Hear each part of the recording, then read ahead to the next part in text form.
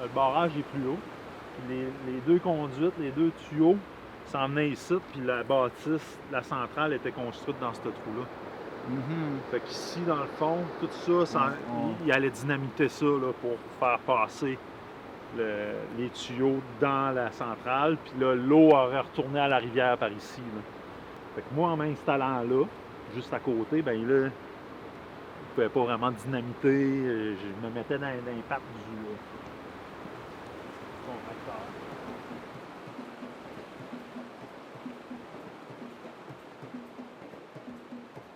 C'est ici qu'en 2002, on a fait une occupation d'une quarantaine de jours, là, du 18 octobre 2002 au 26 novembre.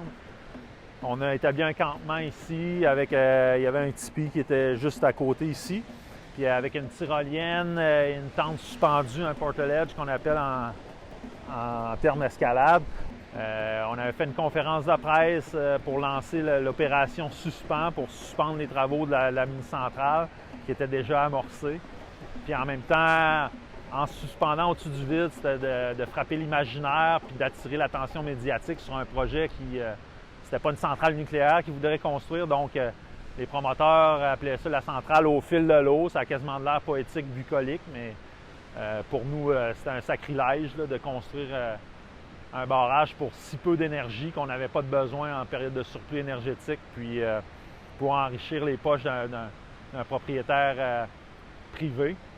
Donc c'était une bataille environnementale, oui, mais plus que ça. Là. Il y avait un aspect économique, il y avait un aspect protection du territoire, protection de la rivière, contre la privatisation des ressources aussi.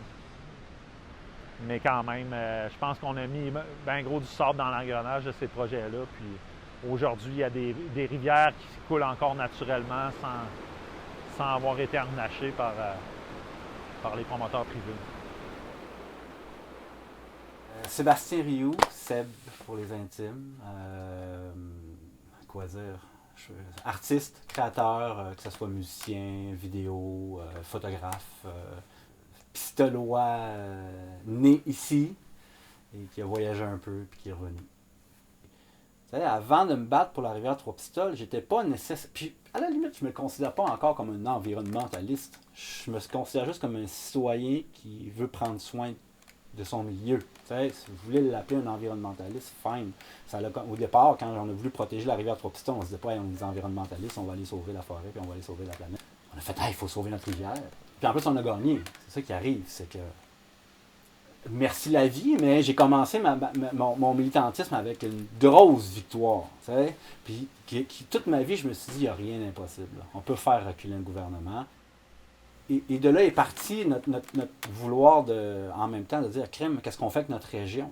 Parce que, oui, on a été vus pendant un grand bout comme les empêcheurs de développement, puis tout ça. Puis nous, ce qu'on essayait de dire, c'est non, on veut juste un autre développement. On croit que on aime tellement notre région qu'on veut un autre développement plus intelligent. Arrêtons de faire comme tout le monde fait, puis que ça chie, dans le fond. Donc, c'est là que, dans le Tipeee, on a commencé à réfléchir à des alternatives. Par le biais d'activités, d'ateliers, de conférences et de spectacles, EcoFête mobilise à Trois-Pistoles des regroupements écologiques afin de dynamiser le milieu local et d'orienter son avenir selon des axes de développement durable. En créant un rassemblement écologique, éducatif, touristique et culturel, l'organisation contribue grandement à redynamiser la région tout en lançant un message de sensibilisation dont l'écho se fait entendre partout au Québec. On a mis en place un festival environnemental, EcoFête, qui a duré une douzaine d'années. Il y a eu 12 éditions d'EcoFête. Puis, ça marchait super bien, mais on avait toute la classe, pas toute, là, mais une bonne partie de la classe politique, économique qui voulait faire le projet de barrage et qui voyait EcoFête comme un frein au projet de barrage. Donc, il y avait comme une petite guéguerre qui s'est jouée, là. Ma position en tant que futur candidat à la mairie au niveau de la mini-centrale hydroélectrique, ma position, c'est de respecter la démocratie. La majorité de la population de la ville de Trois-Pistoles, de même que celle de la MRC des Basques, s'est dite en faveur du projet. Servons-nous de ce projet-là, écoutez, avec le respect de tous les gens, de dire, on s'en va de l'avant avec ça, puis on fonctionne. Mais il faut arrêter de charder d'un bord et de l'autre avec des hypothèses là, qui n'ont aucun sens. Il y avait vraiment un clash, un clivage, une chicane dans un petit milieu comme ici. C'est quand même c'est triste en même temps parce qu'on est tellement peu nombreux que quand l'opinion publique est divisée, ben, veut pas, on perd, on n'a pas la synergie qu'on devrait avoir, mais au final, d'avoir tenu notre bout puis de s'être battu comme on l'a fait, on est récompensé aujourd'hui, parce que pendant une douzaine d'années, ce festival-là a été tenu à bout de bras par une gang de jeunes. Puis ça a fait en sorte d'attirer d'autres jeunes d'ailleurs, une tranche d'âge qu'on n'avait pas, les 20-30 ans qui sont en train d'arriver massivement dans le coin. Puis ça, c'est vraiment rafraîchissant parce que c'est une des MRC les plus pauvres au Québec, la MRC des Basques, une des plus vieillissantes, sinon la plus vieillissante au Québec. Fait qu'on avait vraiment besoin de ce sang neuf-là.